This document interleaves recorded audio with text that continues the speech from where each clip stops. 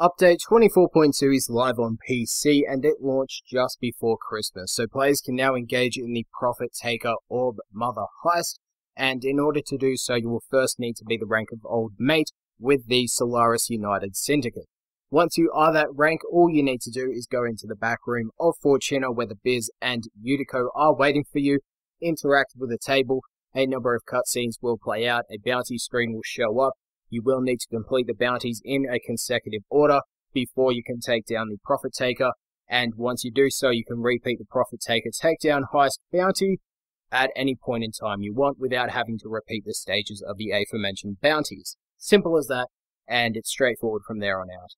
Also in this update was Baruuk. The Warframe Baruuk is now in the game. You can purchase him for 325 platinum through the in-game market, or you can purchase his parts and blueprint from the Vox Solaris Syndicate, which once again are located in the back room of Fortuna. Also available in this update was the Baruuk Marrow alternate helmet, which is 75 platinum by itself, the Akrabu Syndana, which is 105 platinum by itself, the Cobra and Crane sword and shield melee weapon, which is 150 platinum, or you can purchase the blueprint for the weapon through the in-game market for credits, the Slogi Kubra armor, which is 90 platinum, and the Baruuk Mandala Orbiter decoration. Now, all the aforementioned items are included within the Baruuk collection, which you can purchase for 565 platinum. Also in this update was the Baruuk UI theme and background, each of which are 50 platinum, the Stalker UI theme and background, once again 50 platinum each, the Valis Domination collection, which is 540 platinum, and that includes the Aegis, the Plinks, the Galvacord, and the Flux Syndana. Each of those weapons can be found within the market for credits in order to purchase their blueprint, but you can of course purchase them for platinum. The Aegis is 225 platinum, the Plinks is 200 platinum, and the Galvacord is 175 platinum. There is also more in this update. The Titania Marb helmet is 75 platinum, the Nidus Maxini helmet is 75 platinum, and the Mother Wrench hammer skin is 75 platinum. There is also the Kubradon Operator Bundle and the Vent Kid Hopper Operator Bundle, each of which 100 platinum, or you can purchase the individual parts of the Operator collection within the Vent Kid offerings. We also have the Grabber Mag, which is introduced in the third bounty within the Orb Mother, and this allows you to use your Arc-Wing weapons on foot. Now, each of these do cost 20 platinum through the in-game market. However, you can earn them by completing the third stage of the Orb Mother Profit Taker bounties. You can also research them in the Tanno Lab at your clan dojo. Now, there are also 18 new Operator Hairstyles, each of which including new physics and 3 color channels for you to color, and each of these are 25 platinum each. There is no bundle for all 18 of them. There is also the Lock Pin Map Marker, which allows you to place down permanent map markers that will stay there upon extracting and returning to the Orb Valis. There is also 3 new conservation animals available in the game. These are the Sorgor, the Horisk, and the Stover animals. You can purchase the Echo Lures for them from the Biz, as well as a new item which is Animal Pheromone Synthesizers, which you can purchase from the Biz as well. They're one-time use, and they do allow you to have a higher chance of getting a rarer version of the conservation animal that you call out to. Now, for the Profit Taker bounty rewards, you have a chance to get the Gyro Mag systems, the App Mode systems, or the Repeller systems, or a number of new Arc-Wing mods, such as Ammo Chain, Arc Gun Ace, Deadly Efficiency, Resolute Focus, Marked Target, Sabo Rounds, Critical Focus, or Quick Reload. There is also a new set mod available in the game as well. That is the Helmet Strain mod. This set is for the Helmet Charger and includes the Strain Fever, Strain Eruption, Strain Consume, and Strain Infection mods, all of which have a chance to be dropped from the Profit Taker Orb Mother. The Biz also sells a new badge for your Warframe, which does require the use of the new animal conservation tags, as well as new floofs for those conservation animals as well. Now, Little Duck also sells a number of new Operator Amp parts, Operator Amp Arcanes, and Operator Arcanes. The amp parts themselves are the Cantic Prism, Flager and Clamora Prism, the Exard, Disac and Proper Scaffold, the Suo, Plager and Certus Brace, and then for Operator Arcanes, you have Virtuous Trojan, Virtuous Surge, Virtuous Spike, and Virtuous Forge. For Operator Arcanes, you have Magus Overload, Lich, Revert, Firewall, Drive, Lockdown, Destruct, Anomaly, Melt, Accelerant, and Repair. We have a number of new K-Drive mods available as well, all available through the Vent Kids Syndicate. These are Cold Arrival, Mad Stack, Quick Escape, Perfect Balance, Pop Top, and Pop and Vert. Now, as stated beforehand, we do have the ability to use the Arcwing weapons on foot. This is classified as the Atmosphere Arc Gun, and upon placing a Gravity Mag on your Arcwing weapon, it will turn into the newly dubbed Atmosphere Arc Gun. Now, as the Atmospheric Arc Gun, there has been a number of changes to the individual Arcwing weapons, only within the Atmospheric Arc Gun system, and they are as followed. So, Atmospheric Arc Guns now consume ammo, and they can be summoned in normal missions by the use of the Arc Weapon Deployer, which you earn after completing the third stage of the Profit Taker bounty. Now, as Atmospheric Arc Guns, there are statistical changes that have occurred in this update as well. So, within this mode, the Imperator now deals 50 damage, the critical chance is 24%, status chance 12%, the magazine size 200, ammo capacity 400, and the reload speed is now 2 seconds. The Corvus is now a Mastery Rank 1 locked weapon, the damage has been increased to 40, the critical chance is now 40%, the critical damage is 2.6 times, and the status chance is 14%. The ammo capacity is also 50, the damage fall-off has also been reduced to 60 to 120, and the reload speed is 2 seconds. The Dual Decurion is now Mastery Rank 1 locked as well, the damage is 110, critical chance is 28%, critical damage is 2.2, status chance is 14%, ammo capacity 256, and reload speed is 1.4 seconds. The Floctus is Mastery Rank 2 locked, damage is 250, critical chance 22%, status chance 16%, ammo capacity 80, reload speed 2 seconds, and projectile width has been decreased to 10 meters. The Phaedra is Mastery Rank 3, damage is 56, critical chance 14%, status chance 30%, magazine size 240, ammo capacity 480, and reload speed is 2 seconds. The Cygnus has a damage of 120, critical chance 20%, critical damage multiplier 2.2, ammo capacity 240, and reload speed of 1.2. The Grattler is Mastery Rank 4 locked, with its damage being increased to 310, magazine size decreasing to 30, and the ammo capacity is now set at 90, and the reload speed is 2 seconds. Now the Velocitus is once again Mastery Rank 4 locked, the damage is reduced to 1200, critical chance is 30%, magazine size is 10, and ammo capacity is 30, with the reload speed being 2 seconds. The Imperator Vandal is Mastery Rank 5 locked, the damage has been increased to 50, critical chance 28, critical multiplier 2.4, status chance 12%, ammo capacity 600, reload speed 2 seconds, and they've changed the fire rate, but apparently it acts just the same as before. There are now new Fortuna Somacord fragments available within the Orb Vallis, and you can find them to get the Clockic, Null Unit, We All Live Together, Cold Tundra, Vapor Trails, and Cold Wave songs for your Somacord. We also have new lore fragments in the Orb Vallis as well, and upon collecting them you'll be able to get some background on Utico, The Business, Smokefinger, Legs, Rudzu, Little Duck, and Ticker. The Biz now offers a Corpus Boot trophy for those that love collecting boots. Smokefinger now offers a Fortuna Captura scene, and Sumbat now offers a Cetus Captura scene as well.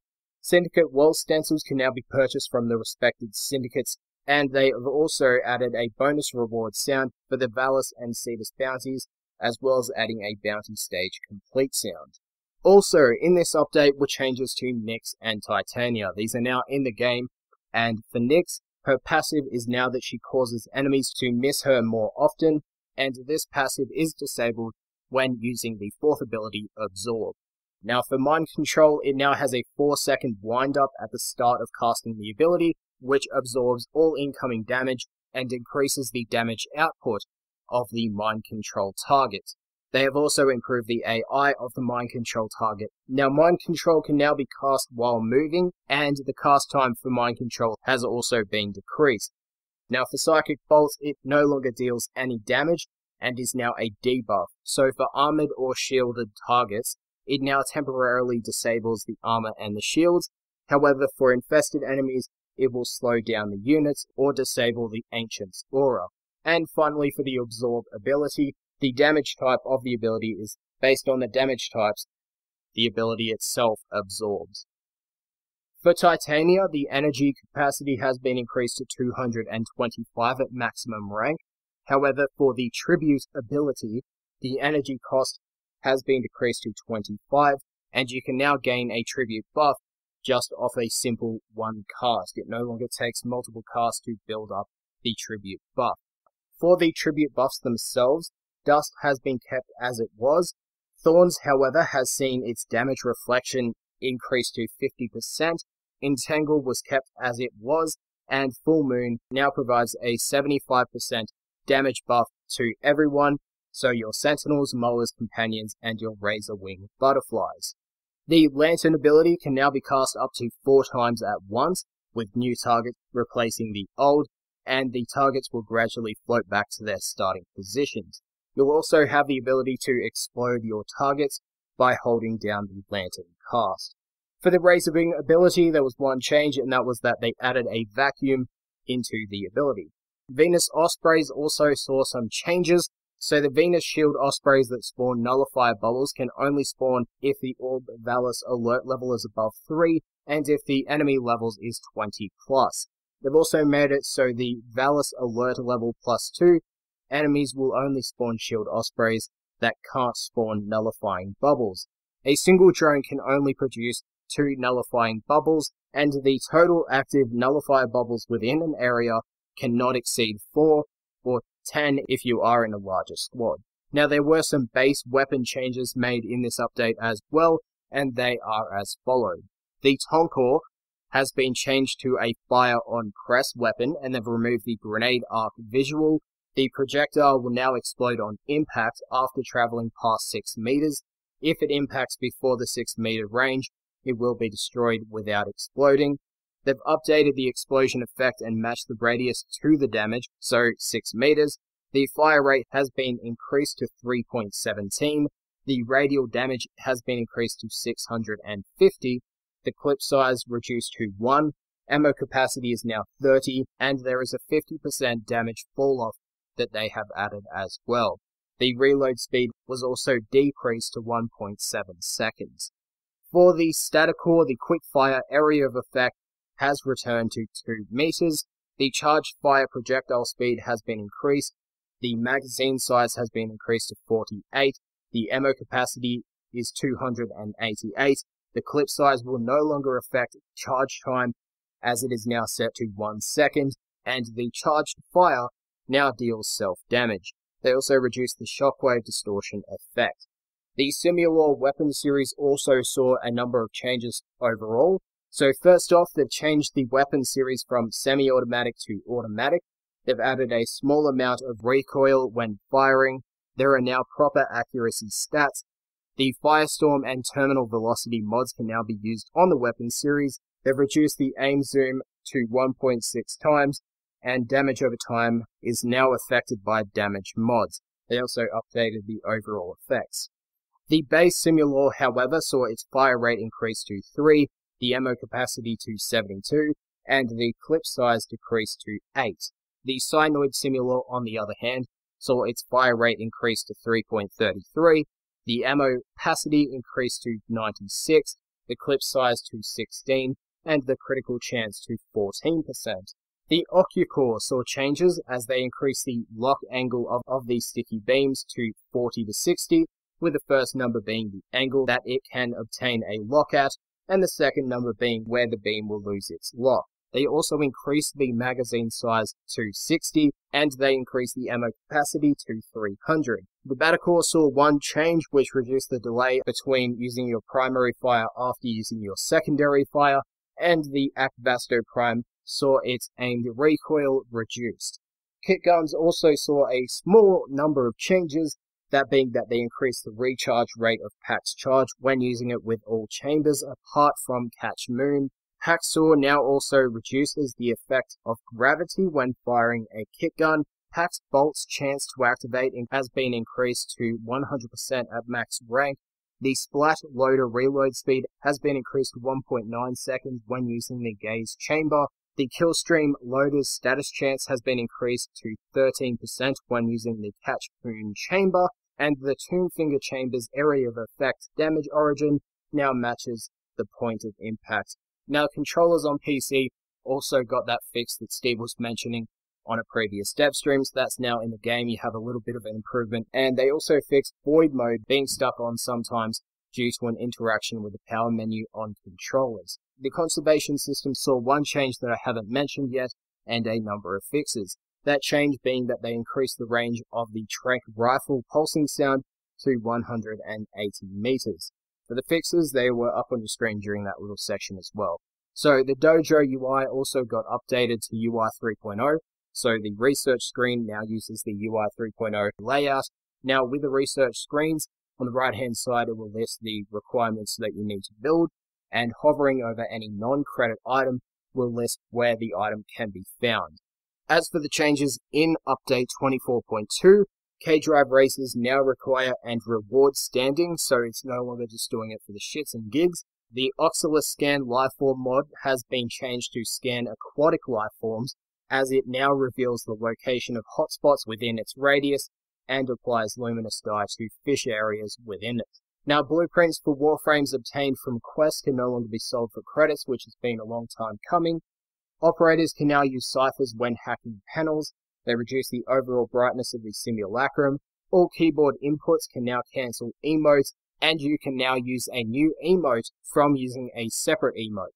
So you can go from doing your Katia hands to doing some dance straight off the bat without having to use the Katia hands again to get out of it. Now, Arcgun mods saw some changes as well. Automatic Trigger now provides a 60% fire rate buff, dual rounds 60% multi-shot, Rabido-lined barrel 100% damage, parallax scope 100% critical chance, and hallowed bullets 80% critical damage. Arcane Arachne has now been changed to, upon wall latching for 2 seconds, you'll get a 100% weapon damage buff for 20 seconds. Calculated Redirection, Enhanced Vitality, and Metal Fiber are now companion mods, but they are incompatible with the Kubrow Link mods. The Mining Success effect now reflects the color of your chosen UI. They slightly increased the size of the visual effects of Nightwatch Napalm at its lowest rank. They have replaced the old Corpus Lockers with new ones. They made improvements towards the Moa Companion jogging animations. They improved the Com Spark effect. Operator hoods will now appear open when previewing facial accessories to allow proper viewing of the face. Venus dropships are now affected by corrosive projection, magnetic, heat, and electricity status effects. Dropships will now loop through and check for the landing zone closest to the chosen encounter location. They've optimized some hitches during gameplay and the occasional drop frame during loading screens or navigating the UI. The flashlight brightness will now be ducked when using a scanner. They updated the description of the puncture mods that convert damage to read consistently with the slash and impact versions. They updated the companion disarm animations to appear less humanoid. They updated Nova's wormhole ability name to read wormhole with a space in the middle. They reverted the classic control support for Garuda's Dread Mirror and Seeking Talons. They improved the animation of Harrow's Thurible while running. They reduced the required amount of enemy deaths for the Submersible Archwing Exterminate Sortie mission. They renamed the Archwing mod category to Vehicles, and a successful K-Drive grind grab is now called Knuckle Duster. Anyway, fixes for this update are up on your screen. I was going to do all the hot fixes that came out after this update, but the initial recording on Audacity took over an hour, and then Audacity crashed and corrupted the file, so I had to do it again. So this is what we're getting, and then I'll possibly recap it in This Week in Warframe. Anyway, that's it for this update. Hopefully you enjoyed the new Orb Mother Fight. I thought it was pretty cool, but I'm not going to repeat it over and over again. That's it